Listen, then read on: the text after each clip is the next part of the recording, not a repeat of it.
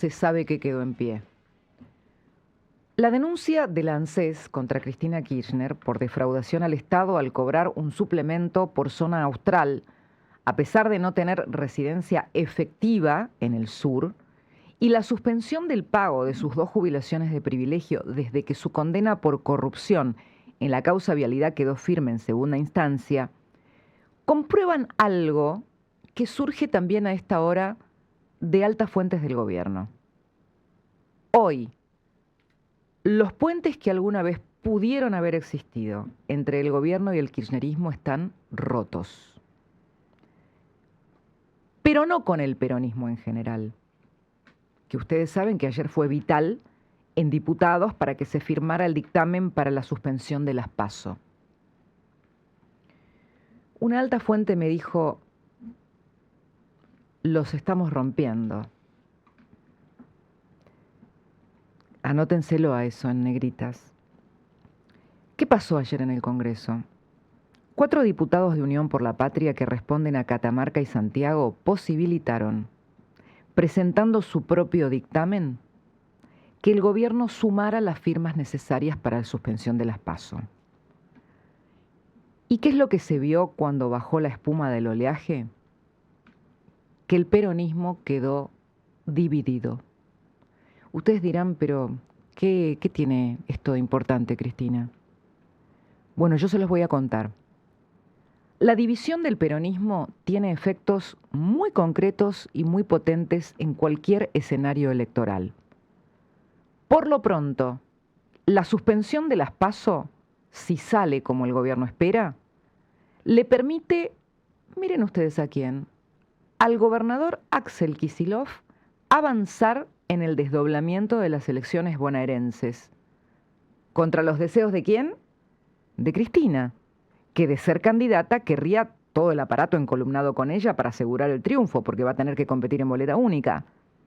En cambio, Axel Kicillof prefiere que las elecciones provinciales queden fuera de la influencia nacional para protegerse ¿de qué? De Cristina un poco, pero también de Milei, que marca muy bien en la provincia y que tendría una influencia notable si las elecciones fueran juntas, porque la gente iría a votar a los candidatos nacionales de Milei. Ya sabemos que una candidatura de Cristina no solo debe leerse en términos electorales, sino también en términos de su estrategia para zafar de la prisión domiciliaria, de su estrategia para salvar a su hijo y de mantener, por todas estas cosas anteriormente mencionadas, su poder en el peronismo. Y ahora voy a lo otro.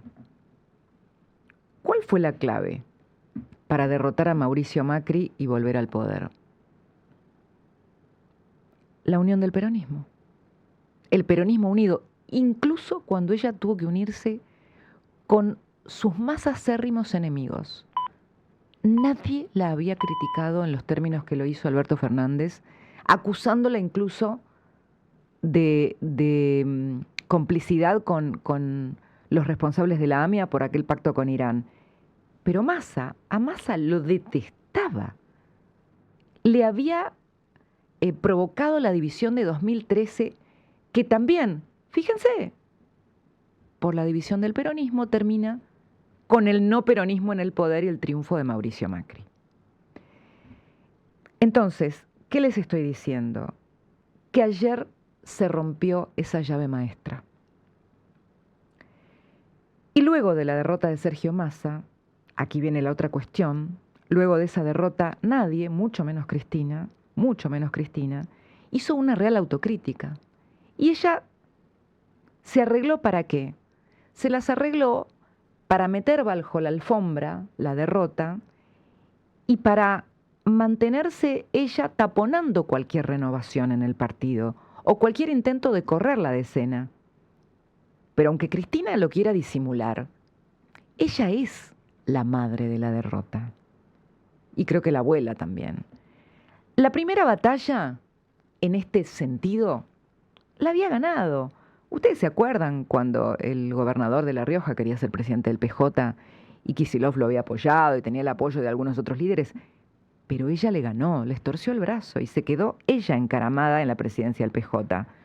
Pero ayer, que fue la primera jornada de actividad del año en la Cámara de Diputados, se consolidó lo que ya se había notado el año pasado, que los gobernadores dejaron de responderle incondicionalmente, los gobernadores del PJ, y también algunos diputados que son de su bloque. Entonces, acá viene la otra pregunta envenenada. ¿Puede repetirse algo de esto en el Senado? Cristina le tiene terror a eso, al efecto contagio. El efecto contagio entre las cámaras del Congreso le preocupa. Por eso el año pasado ella se desesperó para que ficha limpia no pasara en la Cámara de Diputados. En ese momento había algunos puentes con el gobierno por los temas judiciales. Ahora no los hay. Hoy a las 2 de la tarde se trata en comisión de nuevo el proyecto que envió el presidente, que si saliera del Congreso le impediría a Cristina ser candidata. No es tan fácil, porque lamentablemente hay muchos en la política argentina que no quieren que haya ficha limpia, y esto excede la situación de Cristina. Lo que además es una vergüenza, ¿no? Porque ya sabemos que la política se termina convirtiendo en un aguantadero de gente con sentencias, condenada por distintas cuestiones. Pero vamos a ver qué pasa.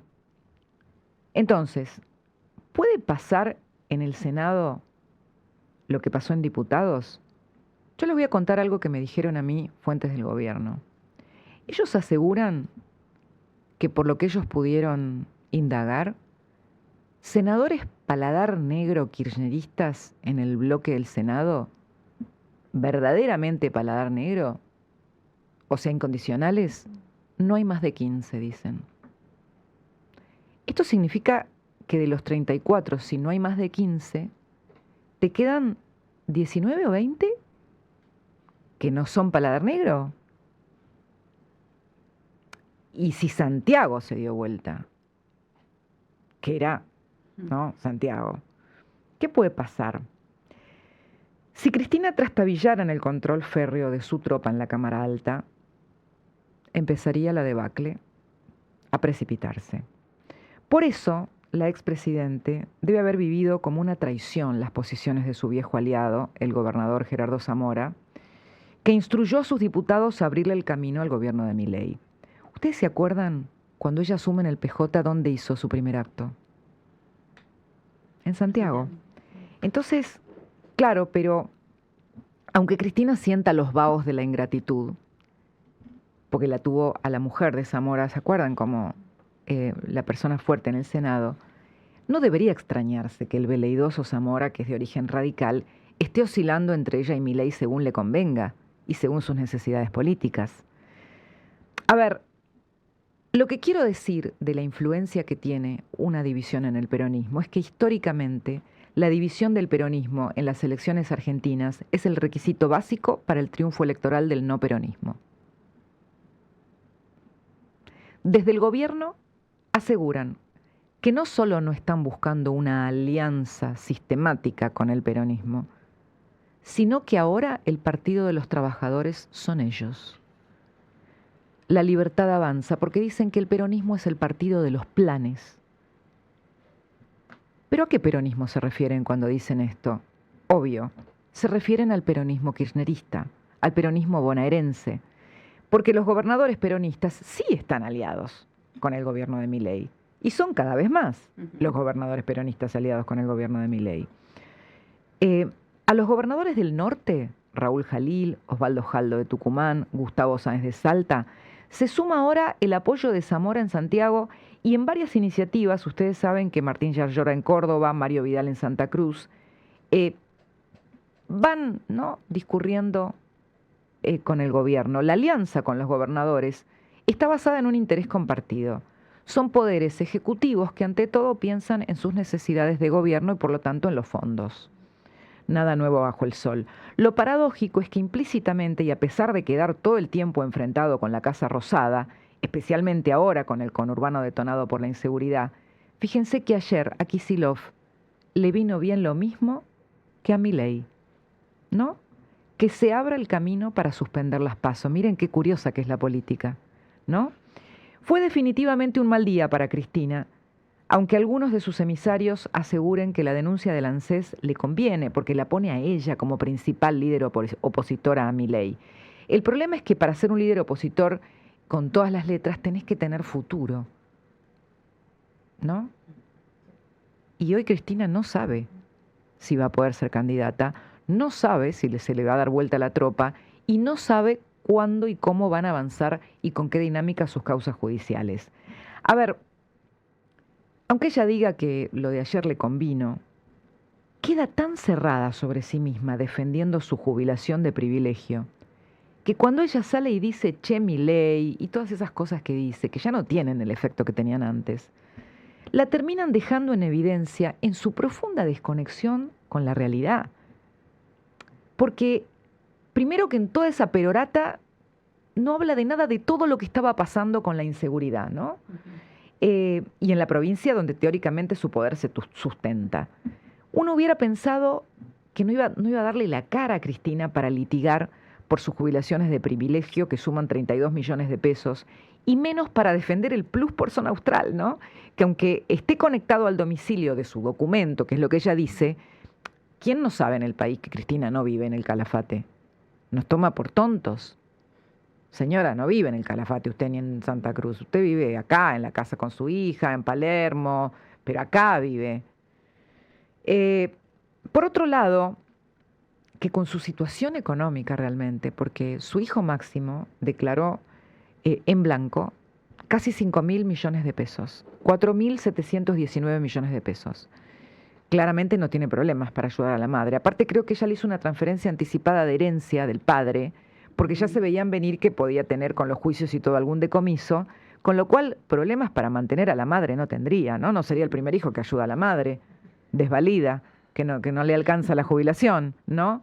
Bueno, entonces todo el mundo sabe que ella podría no tener problemas en vez de estar pidiéndole ese platal al Estado en la situación en que se encuentra el Estado.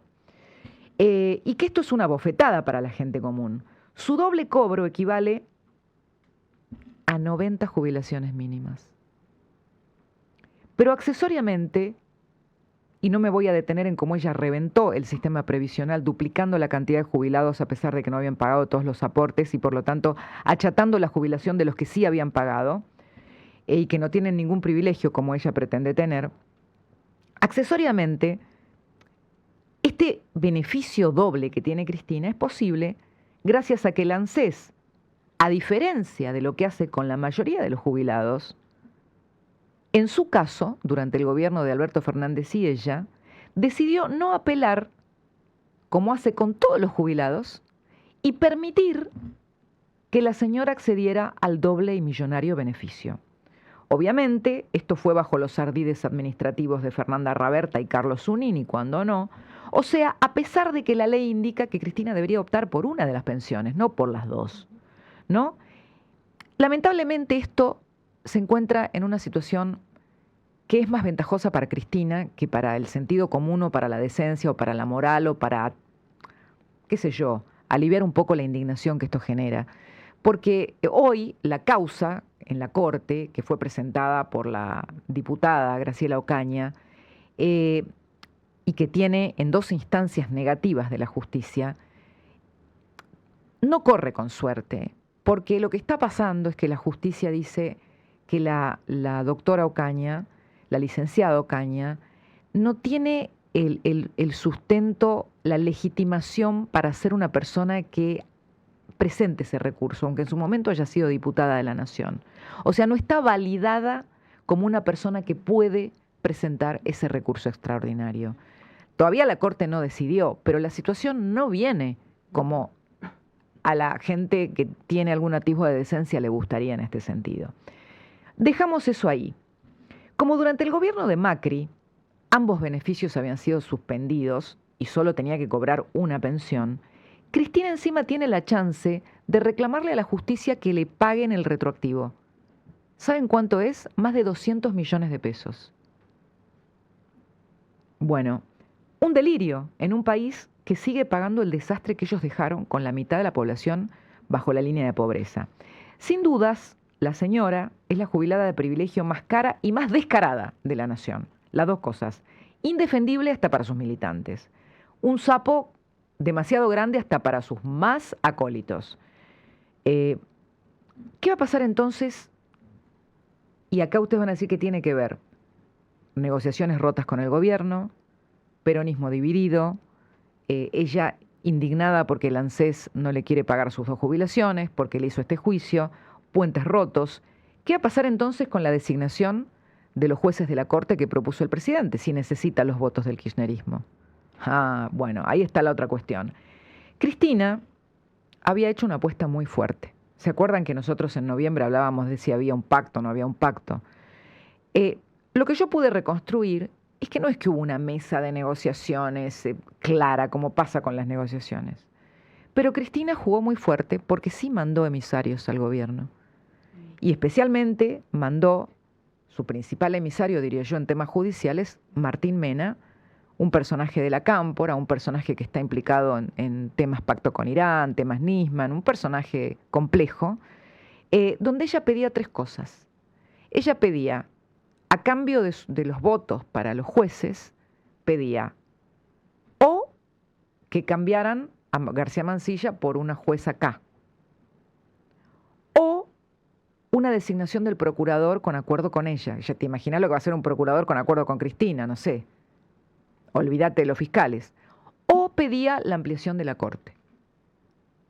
Finalmente, con los puentes totalmente rotos y con el juez Ariel Lijo, que en un momento Cristina sí debe haber tenido el pulgar arriba a que la senadora Corpacci ponga la firma al dictamen. Lijo tiene el dictamen. El tema es que Lijo se consigue los votos solos. Yo creo que cuando se dé la votación en el Congreso de los jueces designados de los pliegos de los jueces para la Corte, va a ser el gran día del principio de revelación. Porque lo va a votar al Lijo mucha gente de todos los partidos. Y yo me los voy a anotar, a todos me los voy a anotar. Me los voy a anotar a todos, porque ya saben lo que pienso del Lijo, que es una desgracia para el Poder Judicial. La cuestión es que el Lijo se consigue los votos solo.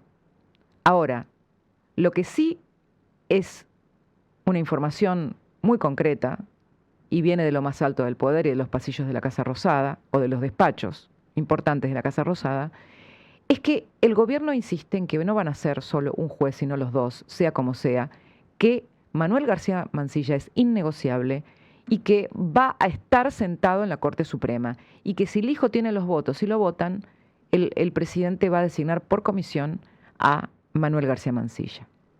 Y ahí empieza otra historia. Empieza definitivamente otra historia. Pero claro, todavía hay mucha tela para cortar. Vamos a ver qué pasa esta tarde con el tema ficha limpia. Vamos a ver qué pasa en la Corte con las negociaciones finales por la cuestión de los jueces. Pero creo que cuando termine febrero vamos a saber en muchos sentidos quién es quién y cuál va a ser realmente el ritmo de la debacle de Cristina Kirchner, que, aunque parezca en este momento, en un momento complicado, porque se le están dando vuelta gobernadores, su hijo político, los intendentes y los diputados, ya sabemos, siempre suele tener unas bajo la manga, pero además creo que es la dirigente política con más motivaciones, porque lo que está en juego es su libertad y la de su hijo, pero además la plata, mucha plata. Saber lo que decís y cómo